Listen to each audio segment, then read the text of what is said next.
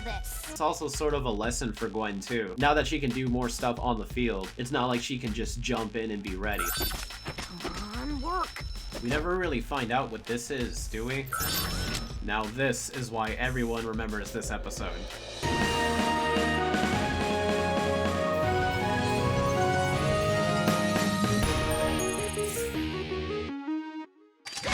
Welcome everyone, Kuro the Artist here, and welcome back to another Ben 10 Breakdown. Today we'll be taking a look at a few episodes that attempt to break Ben 10's formula. That means every review in this video will be based on an episode that tries to defy the expectations of what we know of the series so far. Some things work, some things are less than favorable, so let's dive in and see what's in store for us today. But first, a few quick updates. First off, shout out to Noxie for the new intro and outro music. It was really fun collaborating with him on this, so you should go check him out. He also did the music for Xander's One Last Time video. And an extra shout out to Paradox, who did the Ben 10 15th anniversary music, which plays every time I mention 5YL in these videos. Speaking of, if you want to support the idea of turning the comic into a fully voice acted motion comic, please give the trailer a watch. A link is in the description. We appreciate any and all support for this project, and the more interest there is in it, the more likely we can make it happen.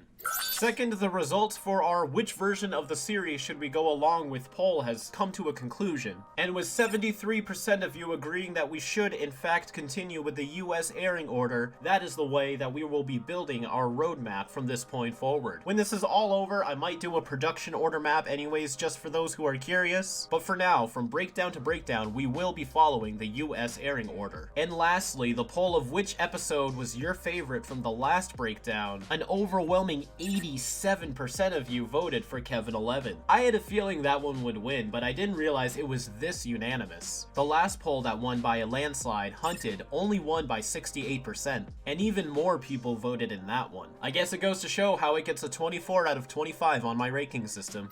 Marsha F. Griffin finishes her time writing for the Ben 10 franchise with Lucky Girl, first premiering March 4th, 2006. This episode centers around Gwen for a change, after she starts wearing a magical charm from her previous battle with a mysterious magician named Hex. This charm gives Gwen incredible luck wherever she goes, and she uses this power to turn herself into her own superhero, Lucky Girl, after feeling like her usefulness isn't as respected as much as Ben's. From the late 1600s. Maybe you should work here, dear. Why is she mad she knows her history? She's probably older than that spell book.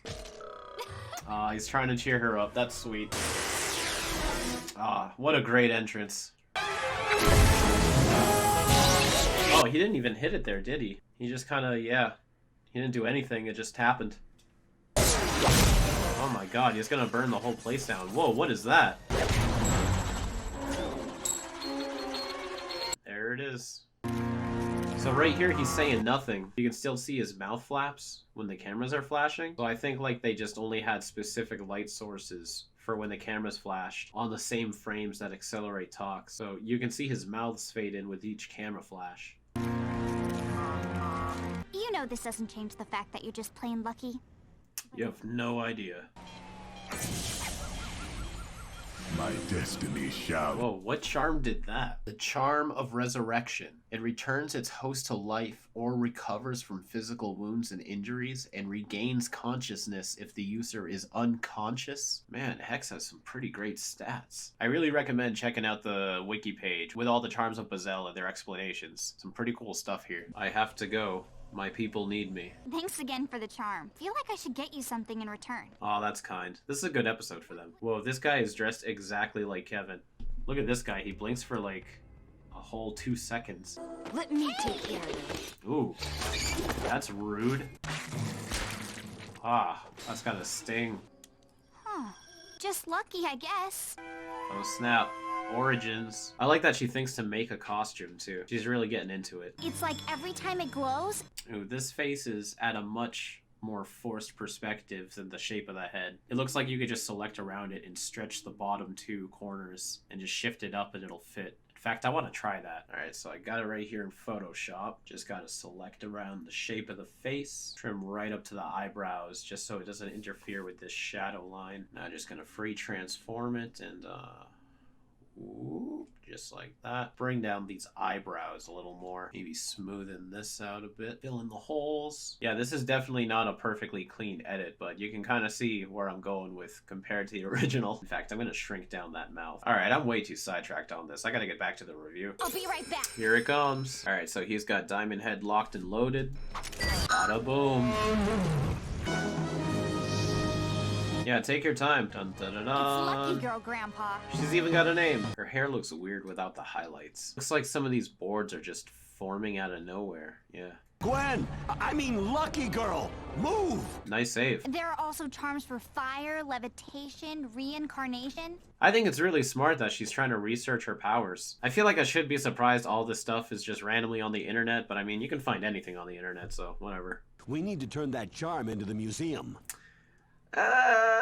That's not the safest place. Can't say I agree with you there, Max. The world needs someone with the power of Lucky Girl. I'm the only one with powers. So we've seen in episodes like Kevin 11 and The Alliance, where Ben clearly understands and respects the value his family has, supporting his heroics. But right now, Ben is dealing with the fact that now he's not the key to their battles anymore. Somebody else has a pretty incredible power too. So this is really the first time that he's dealing with somebody who's sort of doing the same thing as him, and it's not some powerful bad guy, but it's also his cousin. So there's like two new dynamics to Ben and Gwen's relationship here. The fact that Gwen now has powers comparable to Ben, and now he has to work as a team instead of just having support. It's not you, it's that charm. It's not you either. It's that watch. Times 10. And in the news of the weird, You know, at this point I feel like I should have a convenient news broadcast counter. Back off. I'll handle this. And then now it's also sort of a lesson for Gwen too. Now that she can do more stuff on the field, it's not like she can just jump in and be ready. Like, Ben does have the advantage of experience. Aw, that was so sweet. I wonder what he did for that. Did he just like do like a quick wind spell as the curtains push forward? He like walks forward like this to get the pose right. That sound effect is used for Heat Blast a lot in this series. And it's also the transformation sound effect from Race Against Time. Now that's the charm of resurrection he's about to use. Oh, and it's like making the stairs come to life too. That's pretty smart. Ooh, I love when the Omnitrix's glow is strong enough to cast a shadow on Ben's face. This is a nice little additional animation where like the door slams so hard that it causes dust to fly up for a second. Oh, but it looks like one falls on the wall right here. And I really don't understand why Gwen's missing her hair highlights with the mask on. Maybe it's a model sheet thing? So Hex is like Gwen's first enemy. Like later when Charmcaster is introduced, it's definitely Gwen versus Charmcaster is the most memorable dynamic. But it's easy to forget it starts off with Hex. Oh, is she gonna find the Batcave? She did! She found the Batcave! I think this is the first time they've used a CG effect for something like this. The episodes so far always seem to do things as traditional as they can. And even if they use CG, it's to like assist something they're doing traditionally. But this one's just a straight up render. Like it doesn't look bad. In fact, it even strangely blends into the art style. But it's certainly something they don't do too often, at least for the episodes we've seen so far. How'd they end up over here? Ah, so menacing. I'm starting to notice that Hex has his own theme music, right? Like that always plays when he does stuff. This thing up here too. They're being a lot more bold with their CG use in this episode. Oh, that doesn't look too good. The original rock monsters. Hex's powers are very diverse in this episode. Ooh, Forearms is getting some battle damage. Yeah, they just went from one shot to the next while using the same CG effect. And it's pretty noticeable. Oh, holy crap, Max is strong. That's plumber strength. This is the first time all three of them are really kicking ass together, right? Yeah, this battle is so great. Like, with the atmosphere they're using, the colors, and the fact that all three of them are in on it. I would have liked to see him fight Hex a bit more, though, instead of all these golems. Yes, wear it. Put it on. Oh. Max is like, whoop, another body. Just another day with my grandkids. I could fly, shoot out bolts of electricity. I'd be unstoppable. Or I guess I could just be me. Oh, I'm not sure that's the lesson here, Gwen. Oh, that looks neat. You know, you two make a pretty impressive team. Oh, that's really good. That's a really good transition. You see the transparency of the rear window through the way the light reflects around it, rather than it just being a transition. That's so good. Now that my power's history. Yeah, but she destroyed it. It didn't have to be this way. You did the right thing, destroying those charms.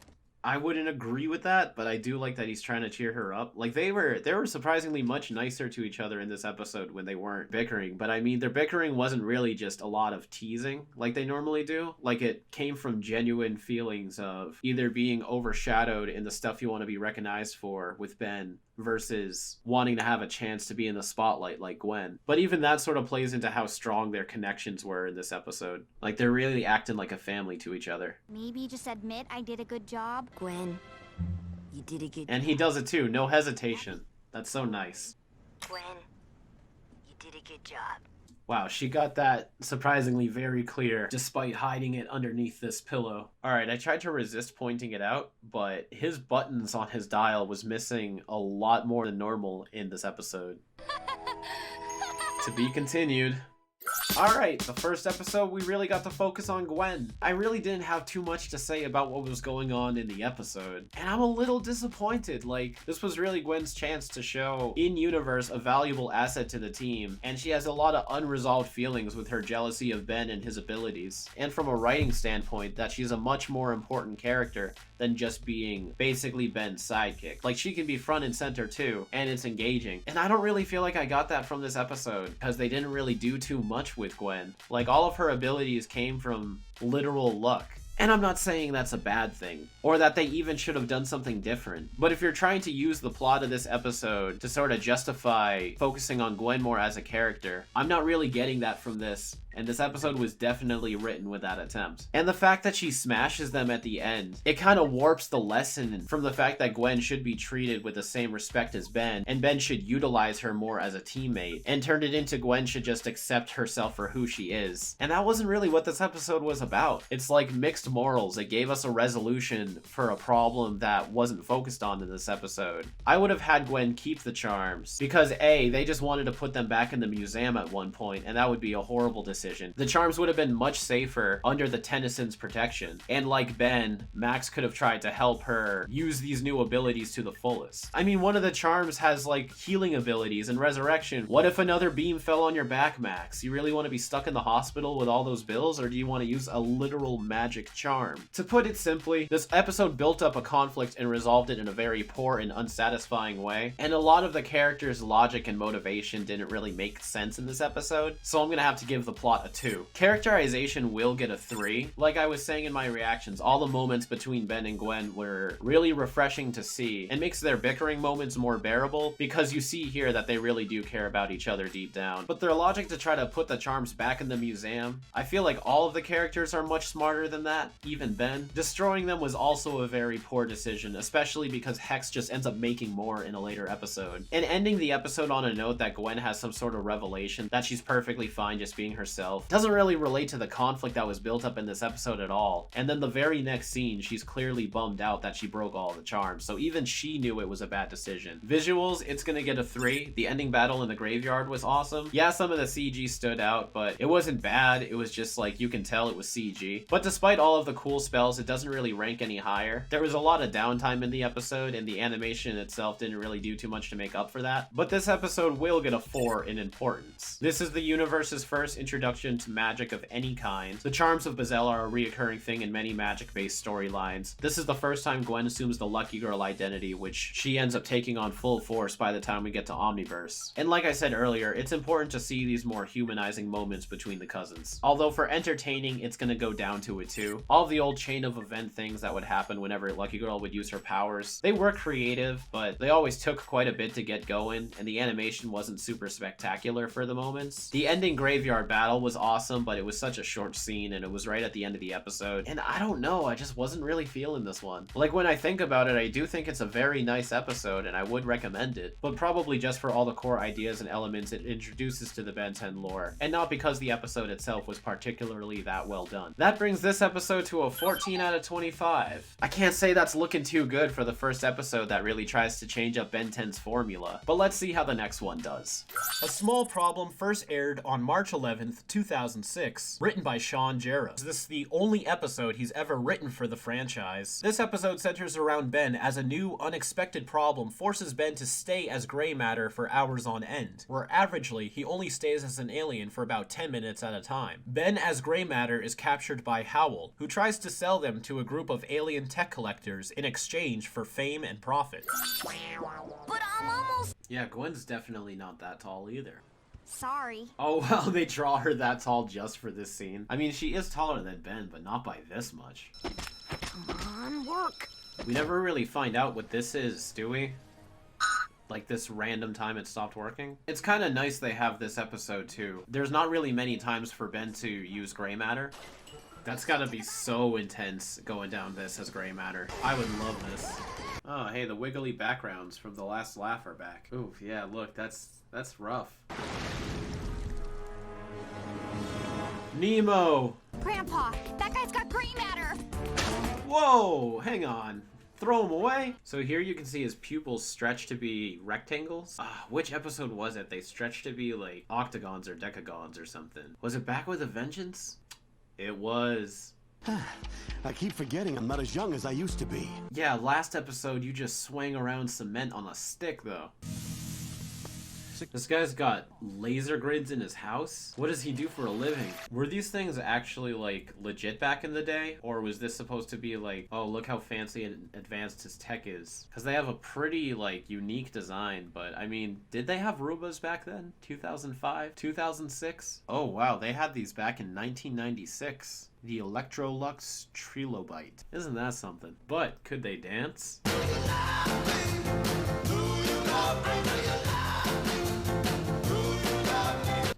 He's got a cat. Mochi! Hey, check it out, it's one of you. Isn't that neat? You don't care. Ben should have changed back before he was taken. Which means maybe something's wrong with the watch. Aside from mistransforming, this is like the first time the watch really is bugging out on him. Again, it's really adding on to the mystery of the Omnitrix at this point. It kind of adds on to the danger of it too, because if it's powerful enough to like turn you into all of these creatures, it makes you wonder what kind of other harmful repercussions it has. Like, would you play around with a weapon if you knew something was wrong with it? So, which galaxy are you from? Actually, I don't know myself. That also brings up the topic of where gray matter's intelligence actually comes from, because sometimes when Ben is gray matter, he seems to somehow automatically download a whole bunch of information there's no way he would ever know. And then other times it's just like an exaggerated knowledge of what he already has. I like to think that gray matter's intelligence comes from taking all of the thoughts and memories in Ben's head and making them perfect. Like, imagine if you were scrolling through Google one day and you accidentally glanced at an article that had a really complicated math equation or blueprints or diagram of an animal or something, and you just glanced at it and didn't really take in the information. Probably you don't even remember it, but because of that fraction of a second you saw it, gray matter is able to take that memory and adapt it into knowledge about what he saw. So anything Ben has ever seen or experienced in his life is now perfected in his mind, and his IQ is high enough to understand it. That's just my theory though. Gray matter clearly knows some shit Ben's never even seen before. But if I was ever gonna try to justify where gray matter's knowledge comes from, that's how I would do it. Just wait until I get big. Yeah. How long are you gonna wait though? Look at all of the strong outline differences between everything in the shot. You get such thick outlines with these suits. Then you get a thin outline for the laptop, and even thinner ones for Enoch. Nothing in the shot is presented in the aspect ratio it was drawn in. This is a very clever thing for him to do. It shows gray matter's not just all smarts, but he's a pretty good strategist as well. That's gotta be terrifying. I think he's the only one of Ben's transformations with his own unique theme, isn't he? Nobody else gets his own special music like gray matter. How about a street? Oh yeah, it's Ripley. Oh, I never got that as a kid, but that's a reference to the Alien franchise. You don't see this too often in Ben 10, but there's little impact lines when he smacks his chest right here, like that. See, they just kind of flash forward real quick. Probably something stupid like the DNA splicing replicator copying a fragmented amino acid sequence. See, like, he knows all of this stuff, but he doesn't know what his own galaxy is. I mean, it's probably best to leave it ambiguous for storytelling reasons, but you can't help but have those questions when watching stuff like this. Especially when gray matter is the main focus of this episode. See right here, unlike the last episode, we're getting some traditional wind effects. It looks like they were like blurred a little bit, but this is definitely frame by frame effects happening here. Throughout this episode, gray matter always runs with his arms out. Maybe he's so light it's hard for him to keep balance. Keep going. Man, this guy is evil. So this guy right here sort of looks like, what's his name? Akbar? I really love this look of the knights. They're not full-on medieval parodies at this point. They just sort of got that medieval influence. The influence versus parody, you know, you can have a whole debate about that. I like them both. I appreciate them both. This version definitely works better for the classic series. I'll knock hard. Yeah, Max. I always thought this move right here was so cool. Watch this. Down, boy. Nice. You can't tell me you never actually tried that on a dog after you saw this. Like, I don't even know what he's doing there or if it's even a real thing, but it's just cool that Grandpa Max has all of these, like, badass nuances with him throughout the first season. Grandpa. Like, he's just putting dogs to sleep. And it also plays into his nature. Like, you know, he's not trying to fight the dog or anything or hurt it. He's just putting it to bed, taking care of it. That's what he does. It looks like these were supposed to be stones or something, but they just went full on with the grass texture. Nice. Enoch looks so good here. Look at the designs for these outfits too. Yeah, alright. Maybe the Forever Knights were cooler in the classic series. Just a little bit. Oh man. They don't gotta be mean to him. Like, yeah, this guy's an asshole, but I mean, they have no reason to just toss him around like that. They call themselves the Organization. Hey, when you've been around as long as I have, you pick up a few things. Yeah, Max is really letting it slip in this episode. It's been pretty subtle throughout the seasons. I feel like now that we're on the 10th episode, they can really start trying to drill home that something's going on with Max that we don't quite know about yet. Wow, that's perfectly made for gray matter. I wonder if they have like a special arts and crafts class that they make the knights take. This is a very subtle effect, but I really appreciate that they did it. Normally when characters are interacting with something that's also connected to the background, it looks awkward and out of place, but they managed to make this tree branch have the same type of lighting and film grain that everything else in the background does, even though it moves too. Little touches like that, like you gotta give the animators props. Ooh, it definitely looks like something was supposed to go here though. Oh, I forgot about this part. Grab that pulse hypercore. Grandpa, the galenium capacitor. It's not Ben talking, it's gray matter. Now that's an interesting line to have. Like, I know that's not how it literally is, but again, it's kind of like, it makes you really think where this knowledge is coming from. Oh, wow, get him. Oh my god. And he just knows how to use one of those too? Man, Max should keep that. Hey, finally. He just took down a whole building. Oh, that looks pretty nice. That was a great explosion effect. Whoa. I didn't do anything! Red energy. Yeah, we like never see that. Find out all there is to know about these people. I don't think they were planning for it at the time, but this really does seed into the fact that the Forever King creates the -10 at the end of the series.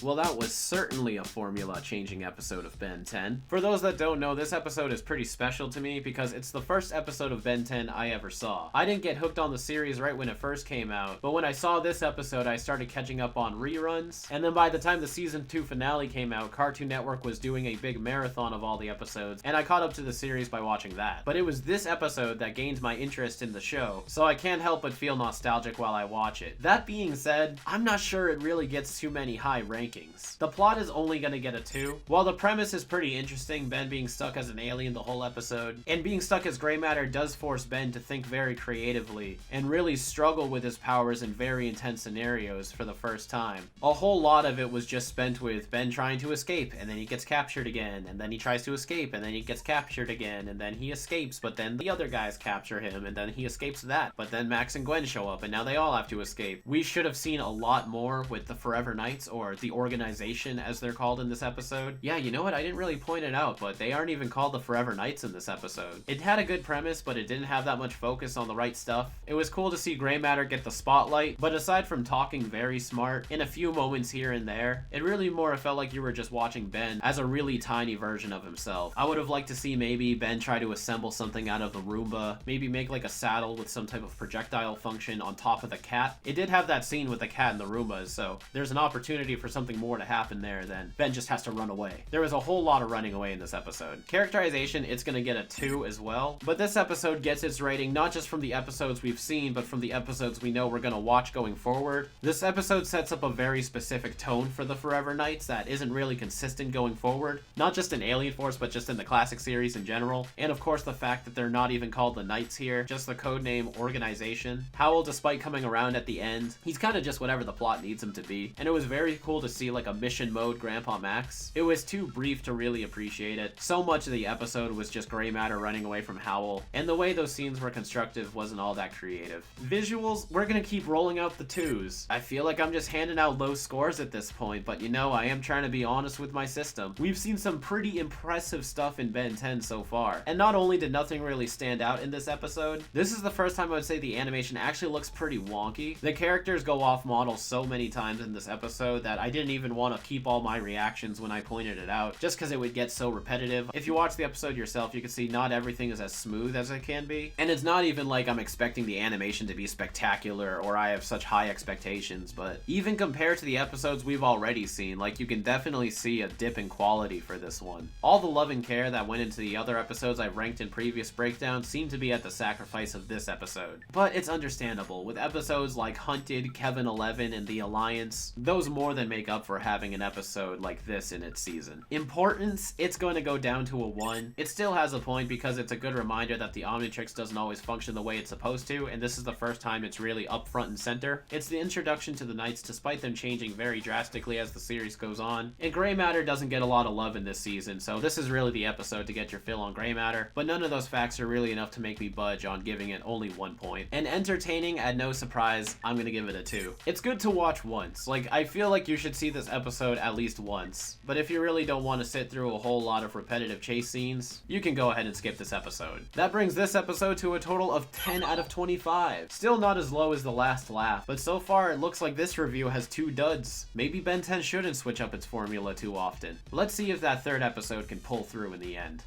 Our last review of the day is probably the most memorable out of the bunch. Side Effects, written by series regular Greg Klein. First premiering on March 18th, 2006, this episode follows Clancy as he tries to save his apartment from being demolished by the city. Clancy is a character who can telepathically control bugs. Meanwhile, Ben battles with a sickness that starts to affect his alien's powers. Getting paid to smash stuff. You gotta love this job. Oh yes, I too talk to myself like that. Get out of our home.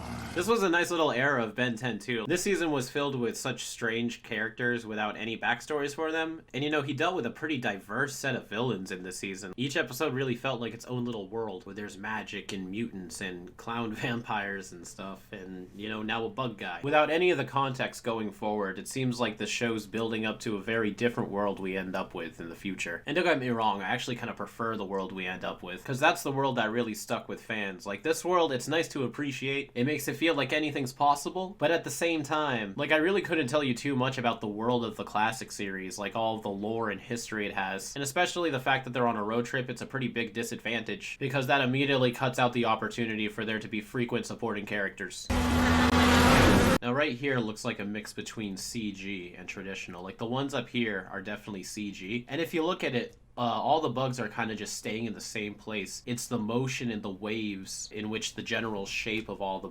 collective bugs that gives it the sense that it's shooting out of his hands, especially the way he's positioned. But they actually aren't moving. They kind of just appear and just wiggle around a little bit aside from the edges. And then we switch to a close-up right here of clearly traditionally drawn insects, but all together in one shot, especially like it starts up close too, so it connects the shots. And like this nice lighting here too, it really helps sell the ant's eye view depth they got going here.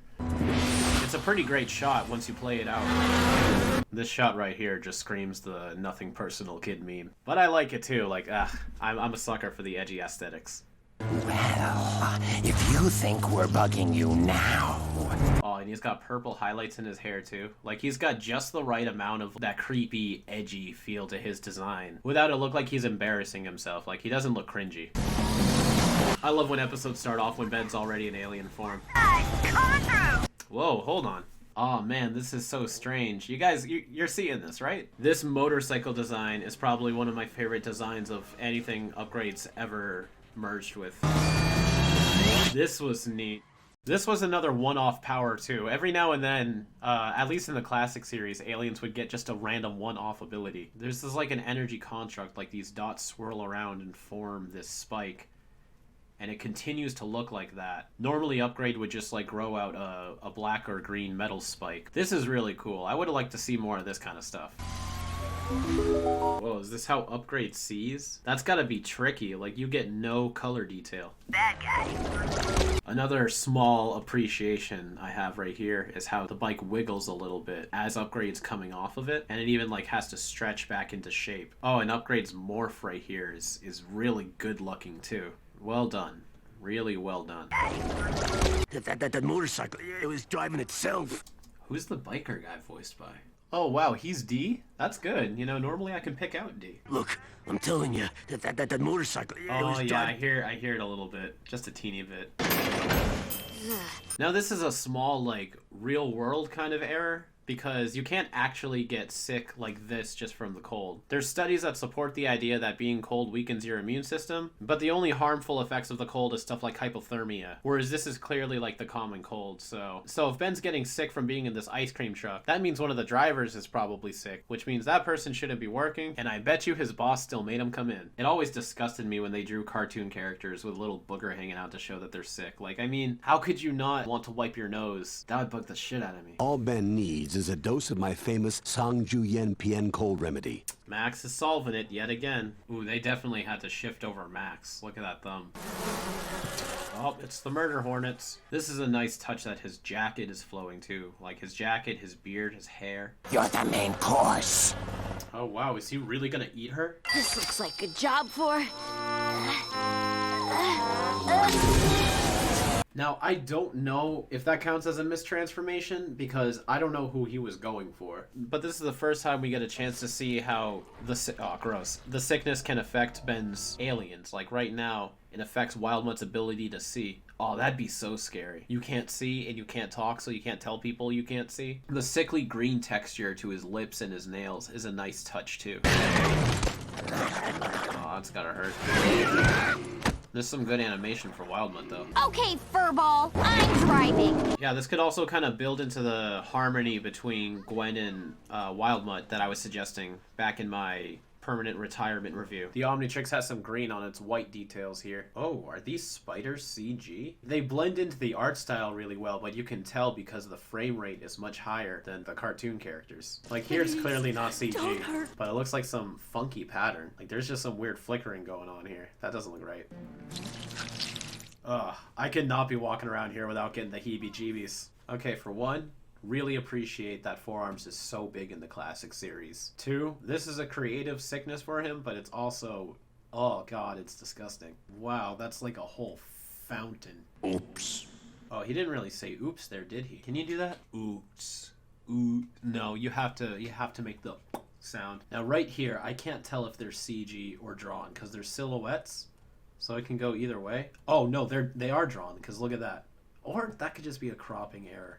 I don't know, but look, he just kind of walks into nothing. It looks really good here. The ants definitely look the best so far in this episode with all the CG bug effects. Oh, that's not bad too. I feel like Forearms' skin should be so tough that like ants couldn't do anything. So this is clearly a psychological weakness of Ben. Oh no, he's actually itching and stuff. I mean, Forearms has walked through literal fire before. That's really well done too. That looked like a mix of like traditional for the base, and then CG to spice it up. Get him another dose of my Sangju Yen. Look at the road. Grasshoppers can leap 100 times their length, and cockroaches can hold their breath for over an hour. Quinn's always researching. Not only is it useful for the plot, but it's like a consistent personality trait. Because usually when you're just like, why doesn't the character just look that up? She's the one to do it. Critical meltdown imminent. This is all quite a bit of detail for such a fast shot. Not only just with the amount of line work there, but they got a smoke animation, electricity animation. Quite a bit of work went into this. Just outside the reactor core, there's an emergency override system. Let me guess. You learned about nuclear reactors from a monk in China. Yeah, she's starting to catch on. No, I take it back. The wasps definitely look the best in this episode. I think they're always hand-drawn, which probably plays into why they always look so clean. Oh. You know, a lot of the bug effects look really good in this episode, so you can kind of let this slide. When he's in motion, it definitely helps, but when he's just standing there, and you can tell it's just like pictures of bugs floating around, it is quite a bit distracting. Now this is why everyone remembers this episode. Something's weird about you. We don't have time. You can't tell me this doesn't look so cool. It almost makes up for how the bug guy looks. See, especially because right here, like, not only is this a close-up on him that isn't moving too much, but they did a close-up on the effect too to try to add some scale to it. But look at it. It's just all the bug patterns just rocking back and forth. Those look good, though. Those look fine. Yeah, the hornets look great. Yeah, all the effort definitely went into the hornets. Oh, he like forms a snowball right here. And then there's his texture gets put into this beam. Oh look, the attack swirls back into his hand when he's done with it. Core temperature critical. Meltdown. I feel like nuclear cores show up a lot as the series go on. In all 4 series. There's always like a nuclear core they gotta watch out for. Grandpa, I can't hold these bugs off much longer. Come on, Gwen. You're not that stupid. Second. Oh my god.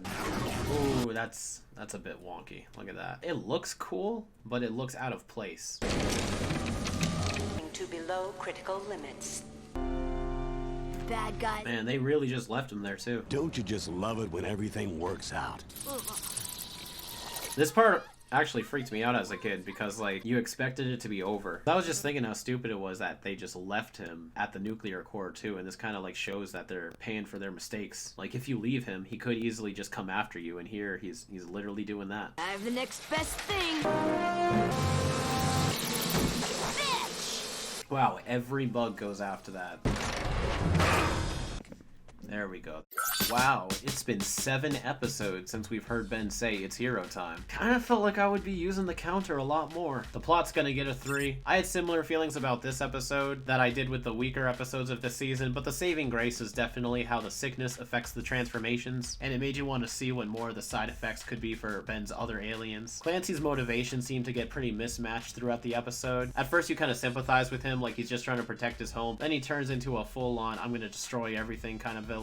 And without knowing his history or the origin of his powers, there's nothing really to latch onto to make up for whatever kind of character they were going with for him, which is also why my characterization rating is going to be 3. We're starting to see some strokes of continuity here outside of the Vilgax plotline, how it seems like the whole main trio are very familiar with Ben and his aliens at this point, and Gwen is obviously picking up on all of the hints that Max is keeping a big secret, because it's one thing for it to keep happening and the audience to pick up on it, and it really validates it when the characters are doing it too. Visuals, it can get another 3 from me. I really wanted to rate this episode higher, and before I watched it, I was almost sure it was going to get a 4 and maybe surprise me with a 5, but I didn't realize how inconsistent the bug effects were until I really tried picking this apart. Sometimes they looked great, and sometimes they just looked kind of goofy, and even back then, there were certainly better ways they could have gone about giving Clancy some type of final form for his bugs. And it sort of just turned him into a brute too. Like, it would have been cool to see maybe the bugs only cover his arms and then sort of shoot out like a long arm and pull him in, or maybe allow Clancy to fly. Like, he floats around on that platform of wasps earlier in the episode, but once he's actually covered in all the bugs, he can still just get kicked around. Importance? I'm gonna roll out another 3. Obviously, plot-wise, there's nothing here to really get from it, but this gets its points from the fact that I feel like people should see this episode anyways, just because it's a fun little story that plays with Ben's aliens in a way we don't get to see very often. That last scene, especially with Heat Blast getting cold powers for a little bit, is such such an iconic scene among fans. Everybody knows about it. Everybody thinks of it when they think of this episode. And it also helps hammer home that the aliens are indeed Ben himself turning into these creatures, and not just like he's simply transporting his mind into a new being or something. Entertaining makes an effort to get me to rank this episode a 4,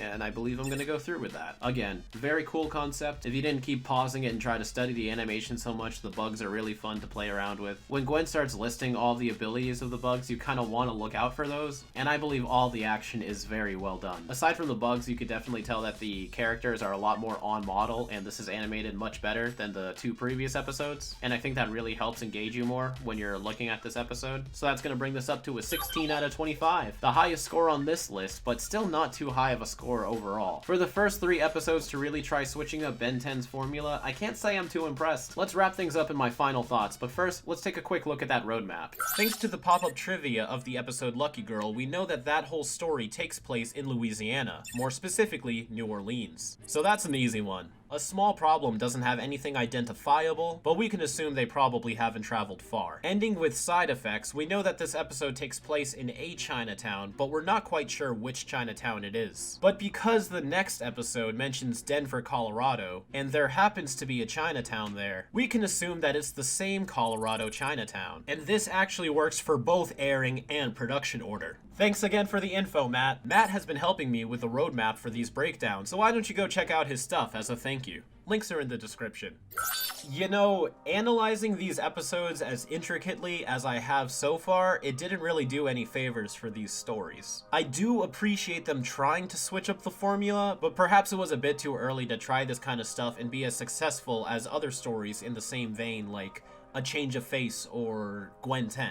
I felt like this season was really on the right track developing its plot and characters, and while I wouldn't see these episodes take away from that, it definitely kind of puts a halt to it. Lucky Girl felt like it was trying to do too many things at once, and the episode ended on an empty moral that even the characters regret. A small problem put the spotlight on one of Ben's least used transformations, but didn't actually utilize the alien's abilities as much as it could have. And while side effects handled its premise very well, the actual antagonist of the episode, Clancy, is very forgettable, and had some, well, let's say, buggy special effects. A small improvement could be like tying Ben's sickness with Clancy's abilities more somehow. We kinda got that with how Forearms' sneeze was able to lure away the bugs, and Heat Blast was able to freeze them, but it only sounds connected when I phrase it like that. When watching the episode, you don't really feel those types of connections as strongly as you should, and neither of them actually worked to put an end to Clancy. The resolution came from Max's special remedy and a clock to the face. So it sort of felt like 2 separate things were going on, and